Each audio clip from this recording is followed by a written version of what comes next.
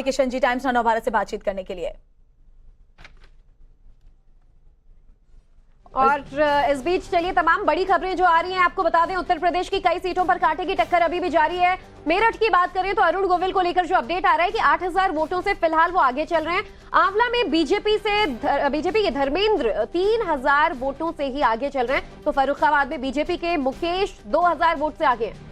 इसके अलावा सलेमपुर से बीजेपी के रविंद्र कुशवाहा 2000 वोट से आगे चल रहे हैं। तो देखिए फटाफट से जो लगातार अपडेट सामने आ रहे हैं, ब्रेकिंग न्यूज सामने आ रही है, आपको बता रहे हैं लखनऊ में सीएम आवास पर हलचल बढ़ गई है। ये ब्रेकिंग न्यूज इस वक्त सामने मिल रही है। सीएम आवास पर देखिए बैठक चल रही है जहां मुख्यमंत्री और दोनों डिप्टी सीएम इस वक्त मौजूद है। उत्तर प्रदेश में जैसा जनादेश मिलता हुआ नजर आ रहा है उसको लेकर एक और बड़ी खबर, इंदौर से बीजेपी के शंकर लालवानी जीत गए हैं।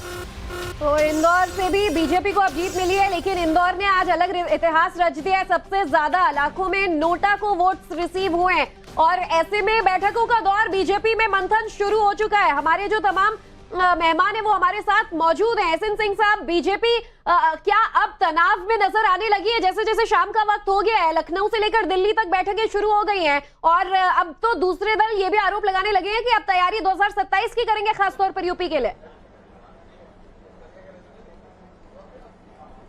नहीं, देखिए भारतीय जनता पार्टी कभी तनाव नहीं लेती है। भारतीय जनता पार्टी के शीर्ष नेतृत्व, उसके कार्यकर्ता जमीनी स्तर पर वो कार्यक्रम चलाते हैं और आपके हाथ में होता ही है क्या भाई? आप कार्यक्रम चला सकती हैं, जनता के बीच में जा सकती हैं, जनता के मन को जीत सकती हैं। इसी नाते कभी 2 सीट जीतने वाली पार्टी आज तीसरी बार सरकार बनाने जा रही है, क्योंकि बीजेपी वो नकारात्मक राजनीति विपक्ष की तरह नहीं करती है।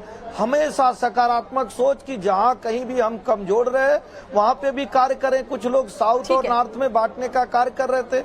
आप देखिए साउथ में भी भारतीय जनता पार्टी का परचम लहरा रहा है, आज उड़ीसा में भारतीय जनता पार्टी की सरकार बनने जा रही है। तो भारतीय जनता बड़ी बात आप कह रहे हैं और उम्मीदें अभी भी बरकरार है। हमारे साथ राजीव जेटली भी भारतीय जनता पार्टी से ही जुड़ेंगे, उनका भी रुख करेंगे, लेकिन बाकी भी मेहमान हमारे साथ लगातार बने हुए हैं क्योंकि बड़े अपडेट्स लगातार सामने आ रहे हैं और जाहिर तौर पर भारतीय जनता पार्टी के लिए फिलहाल बहुत राहत मिलती हुई नजर नहीं आ रही है। अवनीजेश अवस्थी जी, बैठकों का दौर शुरू हो चुका है भारतीय जनता पार्टी के लिए। अगर बात करें तो दिल्ली में भी, उत्तर प्रदेश में भी, क्योंकि बहुत जरूरी है।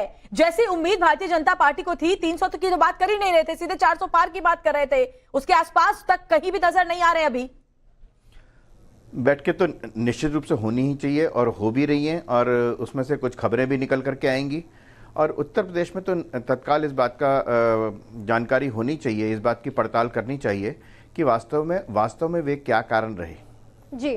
कुछ ना कुछ तो कारण रहे होंगे जिनकी वजह से कम हुआ, पोलिंग कम हुई, जीत का मार्जिन कम हुआ, सीटें कम आई।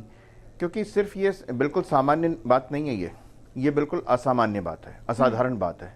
मैं इसको मानता हूं कि यह सामान्य बात नहीं है, तो इसलिए इस बात पर चर्चा होनी ही चाहिए और निश्चित रूप से कई सारे ऐसे मुद्दे सामने आएंगे जिसकी वजह से ये मालूम चलेगा कि ये वास्तव में हुआ क्या। अभी वोट परसेंटेज आएगा सामने। देखिए सबसे ज्यादा क्वेश्चंस यूपी से ही उठ रहे हैं, लेकिन इस बीच कहीं बहुत ज्यादा ऑक्सीजन कहें या फिर राहत वाली जो सांस बीजेपी ले पा रही है वो मध्य प्रदेश में है, जहां कमलनाथ भी स्वीकार कर चुके हैं और पूरी 29 सीटें बीजेपी जीतती नजर आ रही है। लेकिन इस बीच कमल खिलाया है जोरदार शिवराज सिंह चौहान ने। विदिशा से बीजेपी के शिवराज सिंह चौहान ने रिकॉर्ड तोड़ ऐतिहासिक वोटों से जीत हासिल की है। 8,20,000 वोटों के डिफरेंस से शिवराज सिंह चौहान विदिशा से बीजेपी के सांसद चुने गए। बड़ी खबर मध्य प्रदेश से बीजेपी के लिए, एक अच्छी खबर शिवराज सिंह चौहान के लिए। और एक और बड़ी खबर आपको बताते हैं, नई दिल्ली सीट से बीजेपी ने जीत हासिल कर ली है। बांसुरी स्वराज जो शुरुआती रुझान में पीछे चलती हुई भी नजर आई थी, अब एक बड़े अंतर से जीतने में कामयाब रहे। देखिए हॉट सीट है और बांसुरी स्वराज वहां से अपनी मां सुषमा स्वराज की लेगेसी को आगे बढ़ा रही थी और देखिए अब वो बड़े अंतर से जीत चुकी है। ये बहुत बड़ी खबर इस वक्त सामने आ रही है। और देखिए और ऐसे में दिल्ली की भी 7 सीटों पर बीजेपी की नजर टिकी हुई है। चांदनी चौक को लेकर हल्का फुल्का बीच में जरूर सवाल उठने लगा था और जो रुझान आ रहे थे वो उनके पक्ष में नजर नहीं आ रहे थे।